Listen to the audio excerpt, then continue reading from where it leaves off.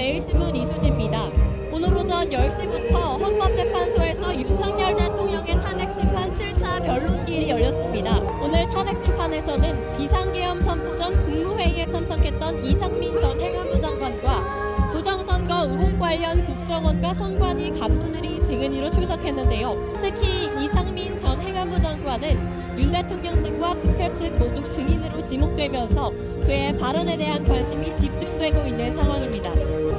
12.3 비상계엄 당시 언론사 봉쇄와 단전 단수를 경찰 소각에 지시한 혐의를 받고 있는 이 전 장관은 증언 거부권을 행사하지 않고 질문에 적극적으로 답변을 이어갔는데요.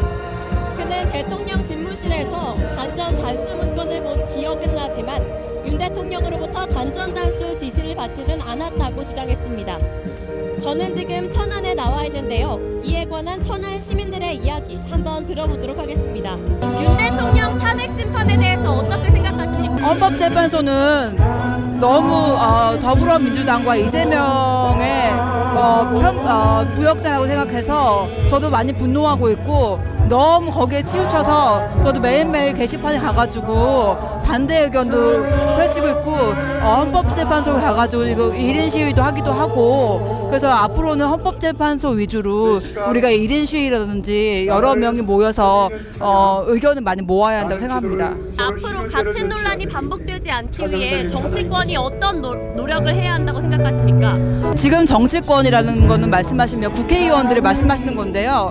일단 국회의원 수가 너무 많고요. 그리고 이제 제가 봤을 때 더불어민주당은 거의 대부분이 범법자잖아요. 범법자가 그런 국회의원에 나갈 수 없는 법을 마련해서 아예 발도 못 붙이게 해야 되고 그리고 더불어민주당은 지금 위헌 정당의 거기 심판을 받아가지고 해산해야 한다고 생각하거든요. 왜냐하면 그 더불어민주당은 우리나라 정당이 아니고 중국과 북한을 위한 정당 같아요. 그래서 일단은 더불어민주당도 이재명 체제에 있는 더불어민주당이 아예 무너져야지 이런 일이 더 이상 일어나지 않는다고 생각합니다.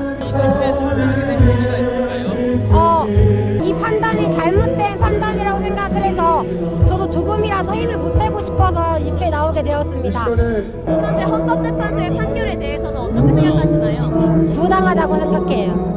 너무 편파적인 판단이라고 생각을 해서 제 생각에는 윤 대통령님이 잘못하신 건 없다고 생각하거든요. 아무래도 민주당이 거대하니까 쪽수로 밀면은 그럴 수밖에 없다고 생각을 해서. 그럼 현재 여론은 어떻다고 보십니까? 처음에는 윤 대통령이 분위기가 안 좋다고 생각을 했는데 젊은 청년들이 많이 일어나고 있는 것 같아서 많은 청년분들이 일어나서 함께 반대했으면 좋겠다고 생각을 합니다. 마지막으로 한마디 부탁드립니다. 젊은 청년분들이 많이 일어나서 이 심판이 잘못된 심판이라는 걸 깨달았으면 좋겠어요. 오늘 집회에 참석하게 된 이유가 어떻게 되십니까? 이 나라를 살려야죠. 이렇게 앞으로 이 나라를 살려야지. 여러분, 그다음에 아무 죄도 없는 대통령이 구속돼가 있잖아요. 그래서 나는 기독교인도 아닌데 이 열정에 참석해서 이 나라를 구하기 위해서 나왔습니다. 지금 헌법재판소의 판결에 대해서는 어떻게 생각하고 계십니까? 지금 개판이죠. 재판이 아니고 개판. 이거는 일개 형사재판도 이렇게 할 수가 없어요. 이거는 우리가 국민이 절대로 수긍해서는 안 됩니다. 재판이라는 거는 공정하게 치러야 되잖아요.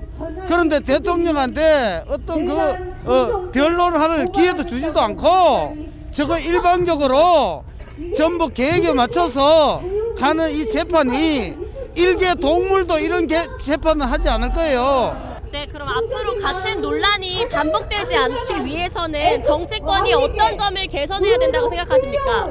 첫 번째는 이 민주주의 꽂힌 선거가 바로 돼야 되는 거고 그 다음에 정책하는 사람들은 지금 우리나라가 이번에 확실한 거잖아요. 이 나라를 맡고 있는지 우리가 이번에 확실히 아는 거 아닙니까? 하여튼 이번 기회에 대통령이 다시 살아와서 그 다음에 국민투표에 붙여서 국회를 해산하고 사전선거 없애고 저 대만처럼 그 자리에서 개표하고 해서 우리 민주주의를 똑바로 세웠으면 하는 게 제 작은 소망입니다.